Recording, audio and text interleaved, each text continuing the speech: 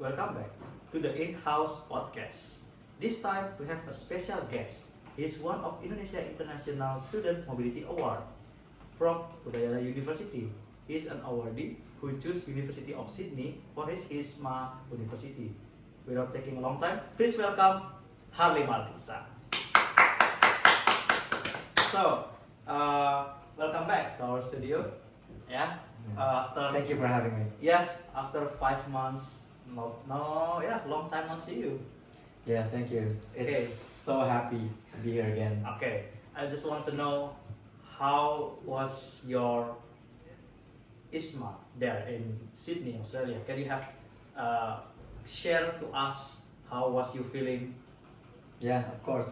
So, I guess it's a very life-changing experience for me because I've never been away from my parents. I've never been into an organization in my uni because while also doing college, I also do work. So it's just that I want to try something new because I believe in college it's all about the learning experience. And so when there is an ISMA chance to go abroad, I took it immediately because I really want to try something new. And when I took it, I knew that I would face a lot of obstacles and challenges like living abroad all on my own, away from my parents for the first time.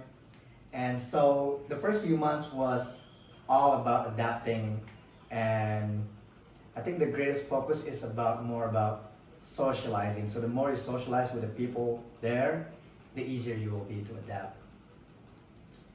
Okay, so would you explain or maybe you can share to us about the journey you start? Why you thinking you need to take ISMA rather than maybe just doing a kamus mengajar or others program from LPDP from the government? I considered other programs, but I really want something that is extreme. I really want something new. So because I've never been abroad before and barely go outside of Bali, so I thought let's try going abroad, and I tried that, and it's true, it's a life-changing experience, and I knew that it would be a life-changing experience, and that's why I choose ISMA. And you mentioned in the first conversation that you choose Sydney for the university, Australia. Why you choose Australia rather than Europe or US? I believe it's because that Australia is so close, especially from Bali. Like it's so close from our country, and yet we barely know much about Australia. We know more about America, we know more about Europe because there are countries all over the media. But Australia is not that much, at least from what I know. So it's like, I think I need to know more about our backyard before I can explore other places, and that is why I choose Sydney. And so far it's one of the most incredible city I've been visited. Okay, and there is so much struggle. You start from the registration until you have a flight to Sydney there. Can you share to us about the journey start from the registration and what is the biggest challenge during that period? To be honest, it's not as much a struggle for me because I knew I was ready because I'm a writer and I know I have achievements in some places, and I know I don't have experience in organization, but I still believe that I'm eligible for this program because I work as a writer professionally for almost more than 2 years actually, and I have millions of readers and I have a lot of fans, so I know what I'm capable of. I know who I am and I know my abilities. That's why I know I just have the confidence that they will accept me, and also because I know that I can contribute to the program itself. That's why I'm so confident that I will accept it. But the biggest struggle is actually, I think, getting papers from the government, getting signed papers from the uni, our home uni. But that's all about it.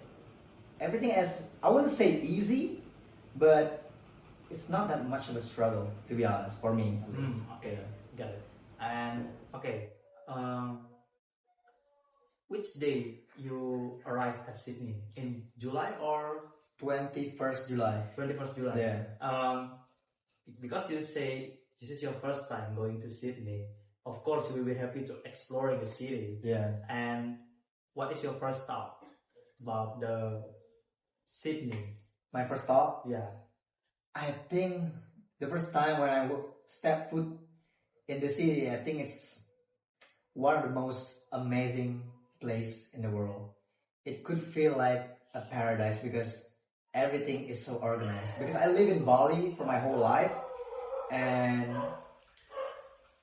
after I come to Sydney, I realized that our traffic, there's a lot of clutter, there's a lot of disorganized, there's almost no regulation at all.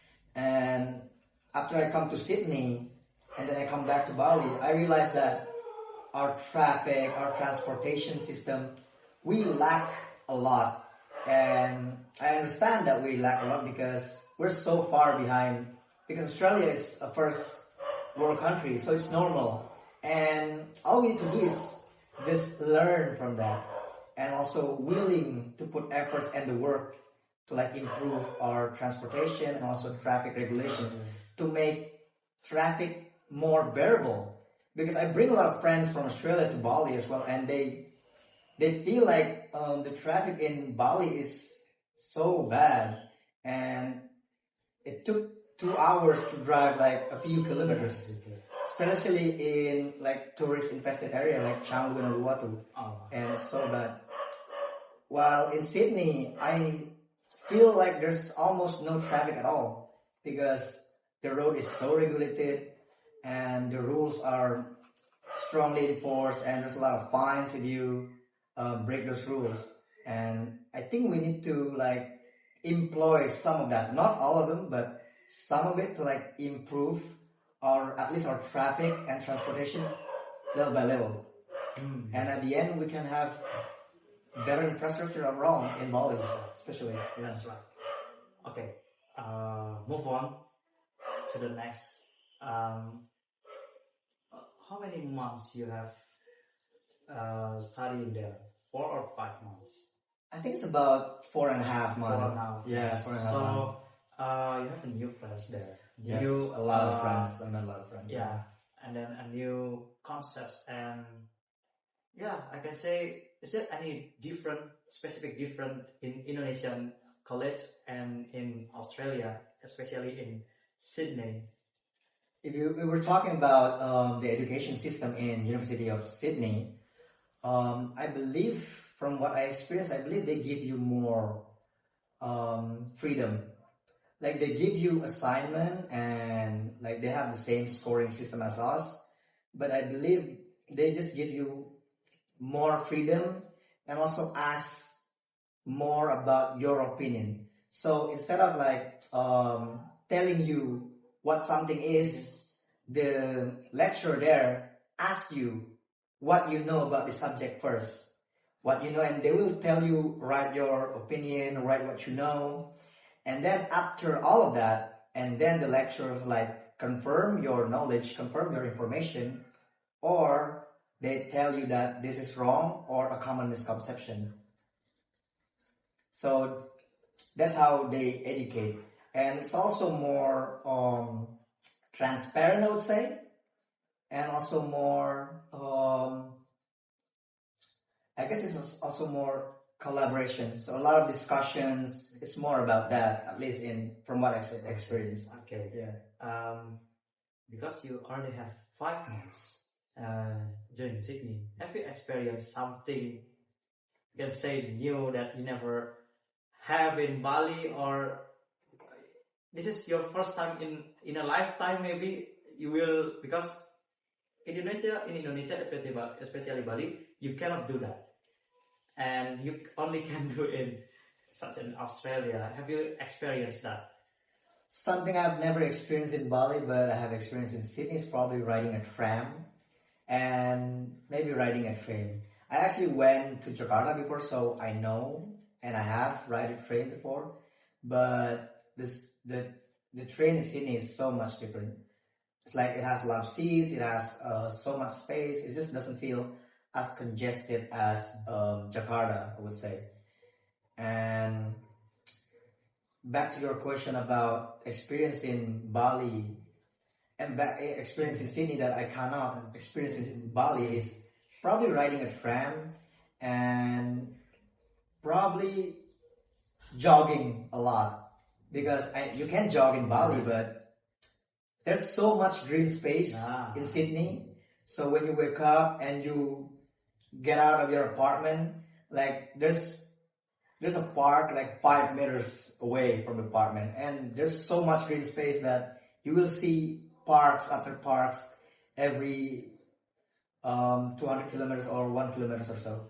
There's so much green space, and I love it that they dedicate a lot of space in Sydney, especially it's a very expensive city, and they still have a lot of lands for green space, and so I think that also motivates people to work out a lot. Yeah. They do jogging, they do running, they just do yoga in the morning. If you know most Australians, they wake up in the morning, they run, they jog, they do yoga, and then they work. And that's why most of them are very, very healthy. Yeah. So much green space. Yep. So much like everyone can do whatever exercise they want. Yeah, and that's very nice. I think the government in Bali need to do the same thing to keep us fit. But yeah, later on maybe if the government is watching us, yeah, I hope you will listen to me. But this is the last one, the important things, because you was an awardee, and probably so much students want to become like you. Can you share some tips to them, like what they need to prepare, what they need to do before start from the registration up to the departure? I think a lot of students make the mistakes that they need to prepare to become an awardee. I think you just need to be a better version of yourselves. Like, what is your strength? You focus on that and you make achievements on that. And then if you look at yourself, you then have a clear strength. For me, it was writing. So I have experience as a writer for 2 years. I mean, that's the only thing I have. But it's so powerful that I think it can convince like the program to accept you. Because 2 years of experience as a professional writer, I think it's a strong achievement for me at least. I'm so proud of it because it's a lot of hard work and just a lot of effort to do that. So first, I think you just need to become a better version of yourself. So what your passion is, just focus on that. Just do that, a lot of it. And also just have the mindset of how to contribute to the program. Instead of what the program can give to you, you need to think outward. Like, what can you give to the program? If you have those two mindset, I think you can have the confidence that you will be accepted as an awardee. That's very important. Yeah, there's actually no secret tips, there's no secret tricks. It's just about becoming better. Yeah. And maybe English. Yeah, English. Learn about the English culture. Not just the language, not just know how to speak, but know like the pop culture and the Western culture overall. So that will be a very important thing for you to know how to socialize later when you're abroad. So it's just back to ourselves to prepare what we need to do. We need to taking all the risk is back to ourselves. Yeah. So that's all for the podcast today. Thank you very much, Harley, for having us again, giving some tips and the experience during in Sydney. Thank you for watching the In-House Podcast. See you in the next podcast.